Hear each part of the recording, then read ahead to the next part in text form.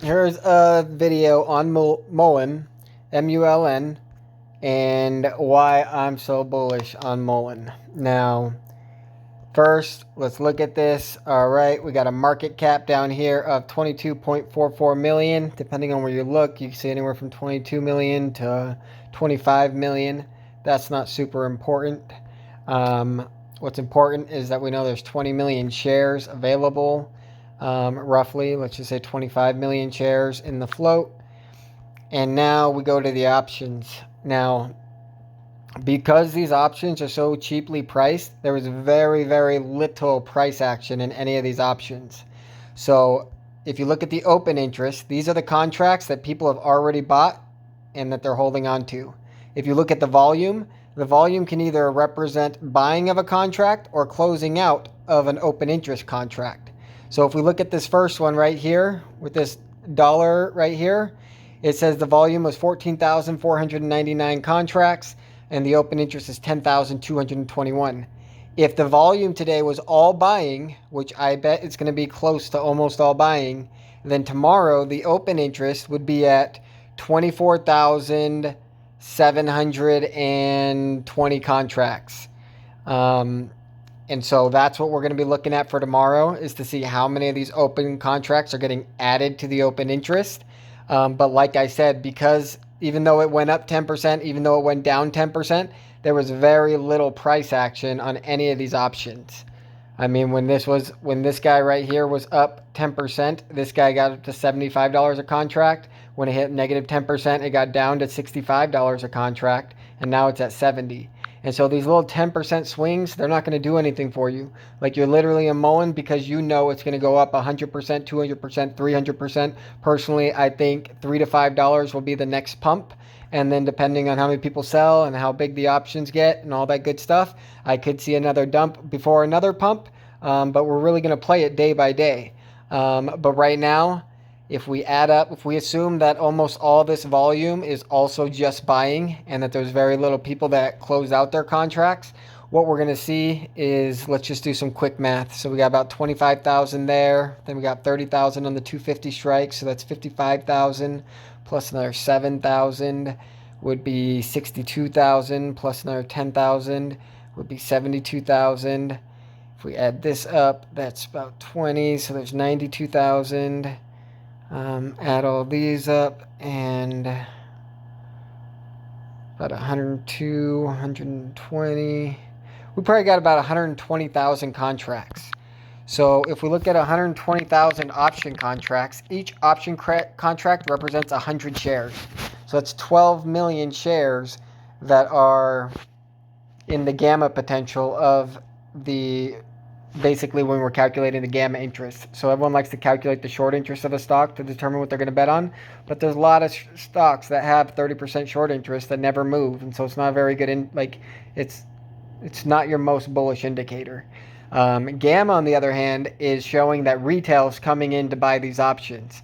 And so it shows that they have the retail support. And so if we take the 25 million shares that are available, we take the 12 million and we divide it by the 25 million shares that are available in the float, you have 48% gamma. Now, just a couple days before this thing popped off, I started looking at stocks to see which ones were the most squeezable. Now, MULN didn't make it to my list just because the stock price was small. And for me, I want everything MULN has. I just want the stock price to be $5 to $10 at the start when the market cap is still $25 million.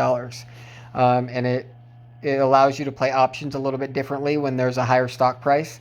So for example, if we look at this guy right here, the market cap is 82 million and the stock price is $7. And so if I come to here and I buy this 750 strike for $1.20, well, if NHTC goes up 100%, it'd be at $14.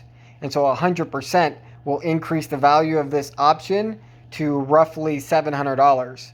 And so I'll get a 5x on my money by it going up 100%.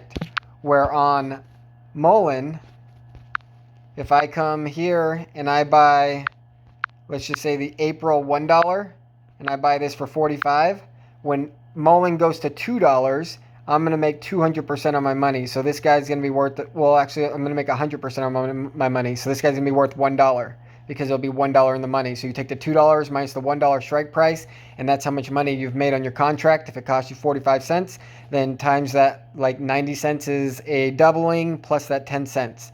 And so that's your profit. That's how you calculate your profit. And now when it goes to $3, now you're going to be making, at $3, you're going to be making the 45. So you have $2 of intrinsic value. So $45 goes into $2, 4.5 times. So now you made 450% on your money. And so that's why the smaller stock price isn't always the best, because like 100% doesn't give you 7 times the reward that another stock could. But if we go look at these other stocks, you're not going to find another stock with this small of a market cap. Like this market cap's 85 million. If we go to the options, we just calculated 120,000 option contracts on this one between the volume and the open interest on MULN. But look at this one. There's a couple hundred in the first expiration, absolutely none in the next, 4 in this entire June expiration, 24 in the September expiration. There is no retail thinking this price is going to go up. There's nobody betting their money this price is going to go up. There's no gamma on this stock. And so, like, originally my plan was to create a list of these stocks, get a lot of money, and put my money in first and show you where the best squeeze is going to be.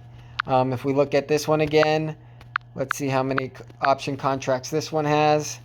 So we got open interest and volume, 130, 208, 36, 132, like less than 1,000 on the entire chain, and the other one has 120,000.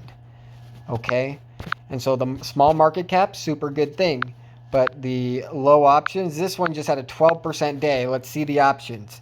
We got a couple hundred there. We got 45 there, almost 1,000 on the June expiration, and then 100, 200 on the September expiration. So again, even with the stock that's a small market cap, just had a 12.75% day. Like, it's not retail driven. There's no retail support behind it. If there's retail support behind it, you'll see these options start to fill up.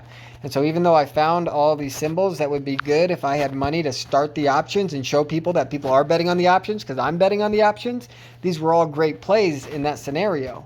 But then MULN decided to take off, and when it took off, the people showed up. The people showed up, and they're not leaving. When you see this kind of option pricing, they're not leaving. This is the very beginning of MULN. This is easy money. Bet your money here. If you're just want to be safe and guarantee a good profit, this is where you start. Start at this $1 strike on the 70 contracts, $70 contracts, and you just buy as many as you can.